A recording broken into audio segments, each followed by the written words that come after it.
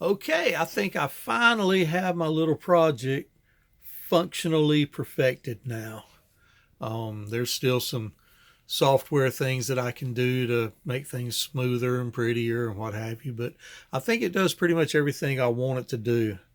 Um, a real quick rundown. There's my program.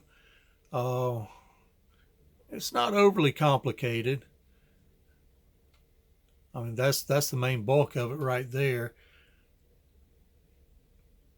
So anyway, let's run this thing real quick and see what she does. It'll come up and ask number of pulses to travel. 400 pulses equals 1 revolution. So if I say 1600 pulses, that should be 4 revolutions. Let's go counterclockwise at 2000 hertz. And then we'll run it and see what happens. And there we go. It reported back that it counted 1601 pulses. Now I can say, let's say 3000 pulses and the clockwise direction at 500 hertz. And it's going to take a little longer to get there,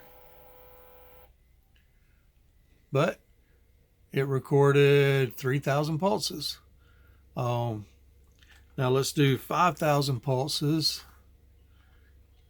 in the clockwise direction at 3,000 hertz. And this is really kind of the upper limit, because this is when you start getting into issues where it's missing pulses and wants to run a little rough.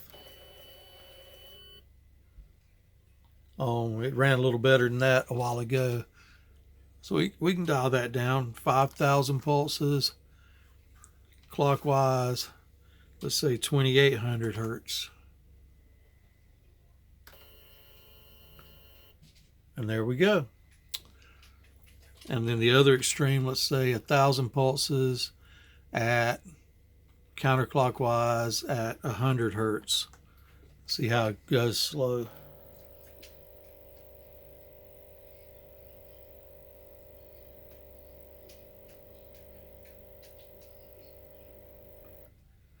How about that? So anyway, this is the rundown. This is what I got set up here and what I'm playing with. I got that computer power supply that's providing the 12 volts for the drive. That's driving the motor. My Pi and my drive are connected over here to this 32-bit counter that I found. It's a quadrature counter. It's a beauty of a chip. It's the one that's controlling everything, and I'm able to do wonderful stuff with it. This chip over here is a Schmidt trigger. I had to do that using it like an inverter, because my drive enable signal is active low and my chip counter enable signal is active high. So one line coming in, I have to send a low to one and a high to the other. Beyond that, it works great. I learned how to use the hardware PWM on the Pi. That made all the difference in the world. The software version winds up bogging down the CPU, and if you try to do other things while the motor was running, you could hear the motor actually change speeds while it was running, depending on what you had the CPU doing.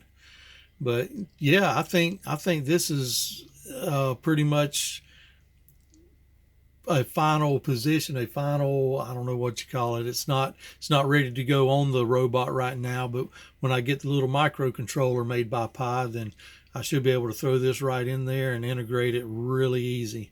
I'm really happy with how this finally turned out. And yeah, it runs smooth, runs both ways. I can change frequency easy.